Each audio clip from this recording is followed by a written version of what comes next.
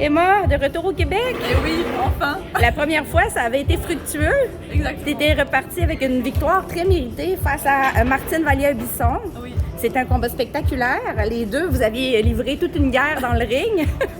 C'est ça. Là, t'es arrivé tard. On est à la pesée. Je crois que t'es arrivé hier soir. Je suis arrivée hier soir, il était plus de 21h, heure locale. C'était un trajet très long. Franchement. C'est pas un vol direct non plus, non. hein? On a fait Marseille-Munich. On a attendu 2 heures. Munich-Montréal, c'était arrivé tard comme ça, c'est pas top. Est-ce que ça peut avoir de l'impact sur la oui. totalité de ta semaine de combat, en fait? Bien sûr. Ouais. Totalement. Franchement, là, j'ai un peu en travers de la gorge.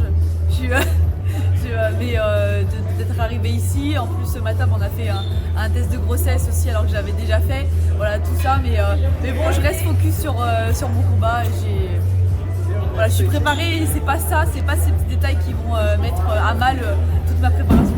Caroline Vert, une olympienne, une vedette locale aussi, qu'est-ce que tu sais d'elle comme boxeuse? Ce que je sais d'elle, sur les vidéos de ses 3 premiers combats, j'ai pas mal étudié sa manière de boxer.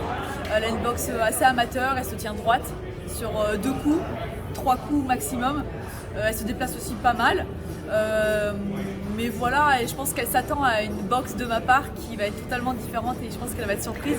T'as une stratégie là. Je l'ai entendu dans ses interviews qu'elle s'attendait à que je fonce tête en avant et puis je pense qu'elle va penser que je vais qu'elle va pouvoir me jongler et me faire un peu ce qu'elle veut de moi. Mais moi aussi j'en ai dans la tête et comme elle dit, la boxe c'est pas seulement celle qui met le plus de coups mais celle qui réfléchit et je sais réfléchir aussi en plus de boxer. T'as du QI box toi aussi là. Voilà, comme on dit ici, ouais. Et donc voilà, je me sens très bien, j'ai hâte, impatiente. Voilà, je pense que ça va être vraiment une belle opposition. Et c'est une bonne boxeuse et voilà, c'est bien aussi de rencontrer des personnes comme ça pour faire un level up quoi. Ouais. Tu t'es remis de ta blessure? Oui. Donc là, pour remettre en contexte les gens, ce combat-là devait avoir lieu au mois de mars, je crois. Le 16 mars. Le 16 mars. Ça a été reporté au 28 avril. Et ensuite, ici au Canada, on aime le hockey. Hein? Alors, le hockey sur glace. Et là, cet amphithéâtre a été monopolisé par une équipe qui s'est qualifiée pour les playoffs. Ah, oui. Alors, ça a été reporté au 12 mai. Nous y voici. On est la veille. Non, je me suis bien remis. J'avais peur au final que ce combat se fasse pas.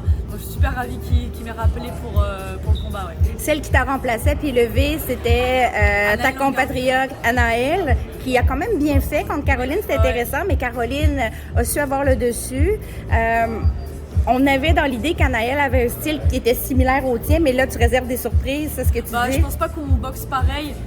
Elle boxe assez large. C'est vrai qu'en fait, si on se référencie au combat que j'ai fait contre Martine au mois de septembre, c'est sûr que ça peut être un peu similaire. Mais au final, quand on regarde tous mes combats, j'ai jamais boxé les mêmes adversaires, donc je boxe jamais pareil. Je suis quelqu'un aussi qui sait s'adapter et donc je vais montrer au fur et à mesure de mes combats, quoi. Alors, je vais te souhaiter la meilleure des chances pour ce combat. Merci beaucoup.